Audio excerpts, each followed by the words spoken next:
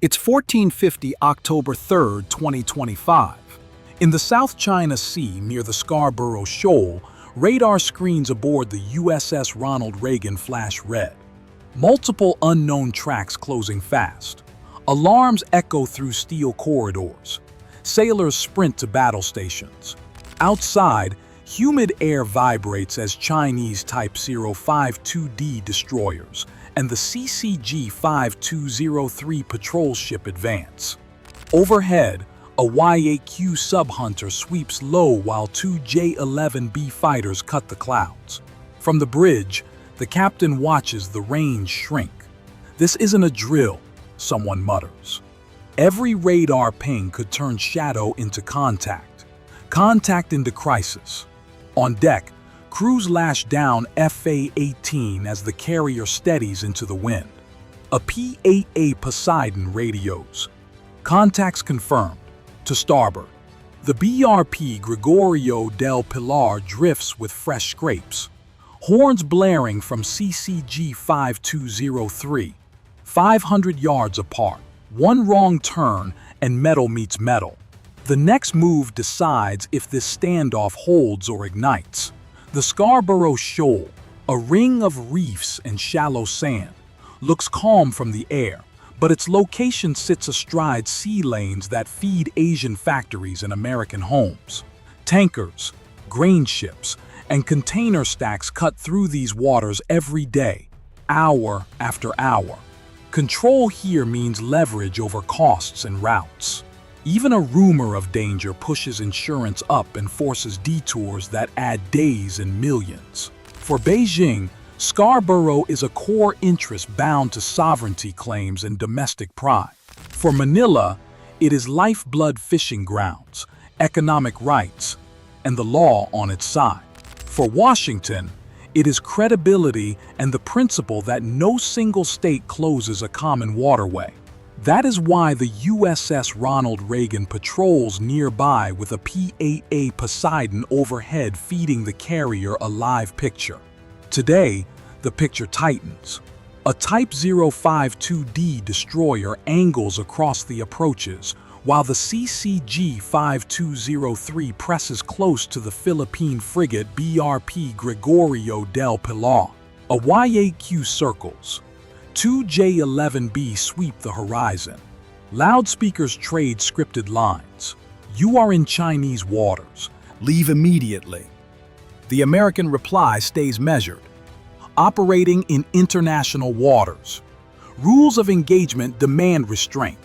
Seconds feel heavy because reaction time is short at sea. One misread helm order. One panicked pilot. And metal meets metal. Fishermen scatter. Cargo captains slow, waiting for clarity. If traffic diverts around the shoal, prices ripple ashore from Manila to Los Angeles. Allies watch for resolve. Adversaries watch for weakness. In a contest of nerves, small bumps can decide big futures. So tell us who is right in this standoff, the side guarding sovereignty claims or the side guarding freedom of the seas. If you think China is right, press 1. If you stand with the US and its allies, press 9. 14:55. 5 minutes since first contact. The USS Ronald Reagan holds steady while its radar locks on the nearest Chinese destroyer. The screen shows a sharp spike. Type 052D closing distance at combat speed. On the Philippine frigate Gregorio del Pilar, warning lights flash red as the CCG-5203 veers across her bow, barely 50 yards apart. Steel groans. Voices shout in Tagalog and English. For a moment, it feels like the sea itself holds its breath. From the American bridge, the order comes. Launch. Ready, birds. Two FA-18 roar off the deck, cutting white arcs over gray water. The move is defensive. Show presence. Avoid escalation. But the reaction is instant. Two J-11B climb to intercept, crossing the carrier's path at supersonic speed. Their shock waves rattle the bridge windows. Pilots trade warnings on open channels. You are too close. Maintain separation. Nobody blinks. At the same time, the P-8A Poseidon marks sonar traces beneath the waves. Subsurface contact possible. Y-8Q sonobuoy drop. The operator reports. If true, it means China is tracking not just above water, but below. The carrier group tightens formation. Destroyers sliding closer to guard its flanks. Anti-submarine helicopters spin up, rotors chopping the heavy air. Over the radio, U.S. and Philippine commands coordinate, hold fire, record everything. A drone from the Reagan rises, transmitting live footage to Pacific Command in Washington. Half a world away, analysts lean in, watching the tension unfold in real time. Then it happens. The CCG-5203 drifts too close. Its hull scrapes the Gregorio del Pilar's port side. Sparks fly. The smaller ship lurches. Her crew scramble to control flooding in the forward compartment. Minor hull damage, the captain reports. Voice steady but strained. The Chinese loudspeaker blares again. Leave now or responsibility is yours. For a few seconds, everything freezes. Three nations staring down one decision. On the Reagan's deck, FA-18 circle with fuel low, waiting for the word. The captain grips the console, eyes locked on the tactical screen. No shots, he says quietly. Not yet. The first collision has happened, but the real danger is what follows. The sea is silent, but every signal, every sonar ping could turn that silence into thunder. 15:10. The sea feels heavier now, darker under gathering clouds. The USS Ronald Reagan adjusts course 10 degrees east, reducing its profile. The captain knows this buys seconds if missiles launch, but seconds are life in a confrontation like this. The Type O-52D keeps closing in. Its deck guns elevate, silent but deliberate. On the American bridge, radar operators whisper updates, fingers trembling above consoles. Target lock detected. Everyone freezes. The P-8A Poseidon circles overhead, relaying data to Fleet Command. A second later, the Chinese ship powers down its radar. A warning, not yet an attack. The tension cuts like wire on the Gregorio del Pilar. Filipino sailors patch steel and pump water. Their ship lists slightly, engines straining to hold position. Nearby, the CCG-5203 flashes lights and coded warnings. Too close for comfort, too close for mistakes. The radio crackles again. Chinese vessel, alter course. Silence. Then a calm voice replies, "We will not change." Aboard the Reagan, the tactical officer suggests readying the CIWS guns just in case. The captain shakes his head. That's exactly what they want. Every move is a test of patience, a contest of nerves between crews who can see each other through binoculars. Suddenly, the Y-8Q drops new sonobuoys behind the U.S. destroyer screen. "They're painting us underwater," an operator reports. Anti-submarine helicopters take off instantly, sensors sweeping. For a few minutes, radio chatter fills the airwaves, coordinates, bearings, warnings, but no one fires. Both sides know. The first shot decides everything. Lightning flashes across the horizon, thunder rolling over the waves like artillery. Crews flinch, half expecting the next sound to be missiles. On every screen, the situation grid glows red. From Washington to Beijing, leaders monitor the feed, waiting for one side to blink. But out here on the open sea, there are no speeches, only men and women staring at targets they hope never to hit. Who breaks first? The one holding position or the one pushing forward? If you think the US should stand firm, press 9. If you think China's patience will win, press 1. 15:35, the calm breaks. Not with gunfire, but confusion. Radar screens aboard the USS Ronald Reagan flicker, then fade to black. Electronic interference. "We're being jammed," the communications officer shouts. For the first time, the crew realizes this isn't a standoff. It's the start of an invisible fight. New contacts appear on sensors, small objects racing low and fast. Surface drones. The analyst confirms. Metal, gray, fast, and erratic. Too small for radar locks, too quick for guns to track. China hasn't fired a missile, but it's just changed the rules. The Type 0052D destroyer cuts engines.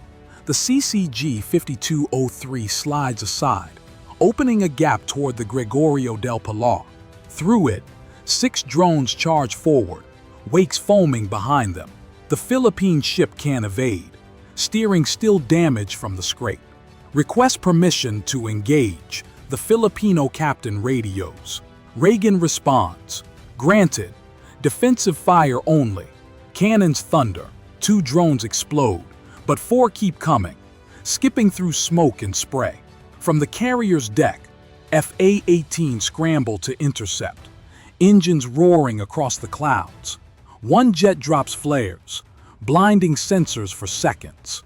Explosions ripple across the shoal, water columns rising like geysers. Then the jamming spikes again. Voices crackle, orders cut mid-sentence. "They're testing us," the captain mutters. "Not to kill, to see how we react." His eyes fix on the fading radar. Ghost signals dancing and vanishing. The sea glows orange in twilight, smoke rolling low across the horizon. No missiles, no declaration, just drones and silence. Proof that modern warfare now begins long before the first shot is fired. 1550. The storm breaks for real. The sea turns rough, winds whipping spray across decks on the USS Ronald Reagan. Alarms return sharp, insistent. Multiple drones inbound. Bearing 090. The operator calls. This time they're faster, mixed with electronic ghosts, half real, half decoy. The captain orders, "Deploy Sea Whiz." All defensive systems active. Twin guns spin up, growling like turbines. Tracers streak across the horizon, cutting lines of fire into the storm. 2 drones vanish in explosions of spray. Another slips through, closing the gap. On the Gregorio del Pilar, power flickers. Her crew reloads manually, shouting over the roar of engines. The CCG-5203 swings dangerously close again, her hull gleaming through rain. Through binoculars, Filipino sailors see faces on the other deck. No one fires, but everyone's finger hovers near the trigger. Above, FA-18 dive from the clouds, targeting the last cluster of drones. Missiles flare, one striking true, the explosion lighting the shoal like daylight. A second jet banks hard to avoid debris. Seawater slams against its canopy. Every movement feels like the edge of chaos. Then, for a split second, the radar lights up. Type 052D has activated its targeting system. "They've locked on," someone yells. Silence follows. A heartbeat too long. The Reagan shifts course, countermeasures armed, fingers poised on authorization keys. But no missiles come. The lock disengages. Just a warning, one that says, "We could if we wanted." Lightning flashes again, illuminating ships now drifting barely half a mile apart. The storm hides them from satellites, but not from each other. Commanders on both sides make the same call. Disengage before this breaks the world open. Engines roar, hulls turn, distance grows. On Gregorio del Pilar, pumps finally beat the leaks. Watertight doors hold.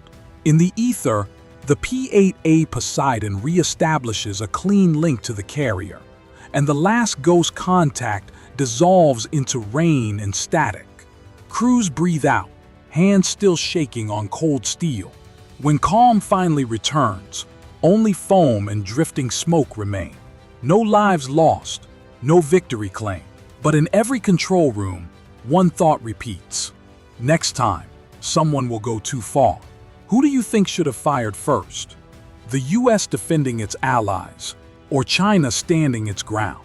If you side with the US, press 9. If you believe China showed restraint, press 1. 1720. The storm fades. The South China Sea glimmers under pale light as waves calm around the Scarborough Shoal. What remains are scars, dents on steel, fuel slicks on the water, and the silence after almost war. On the Gregorio del Pilar, sailors rest on deck, helmets off, eyes hollow from hours of tension. Pumps still hum below. Across the horizon, the USS Ronald Reagan holds position, crew scanning empty radar screens as if expecting ghosts to return. Beijing states, "Our patrol completed its mission." Washington answers, "Freedom of navigation will continue. Two nations, two truths, neither backing down, both claiming control." Markets twitch at headlines. Shipping routes bend slightly wider, just enough to hint that the sea isn't calm at all. Insurers add quiet surcharges and captains file new waypoints that arc around the reef. Safety paid in time and fuel. Analysts call it a draw, but those who were there know better. The Philippines kept its flag flying. The US stood firm without firing. China pushed hard without crossing the line. Yet, each side walks away believing it won, which makes the next encounter certain. By midnight, the sea grows quiet, but radio waves still hum with new coordinates. Drones patrol again, tracking every shadow. Far away, capitals hold late-night briefings, planning for a confrontation that already feels inevitable. The shoal stays the same, silent, wind-blown, surrounded by ambitions too large for its size. For now, peace survives by inches. One storm, one wrong call, and the world could wake to a fight born from these waters. The ships fade into the horizon, further apart but not for long. And as the footage spreads across the world, one question lingers. Who truly won tonight?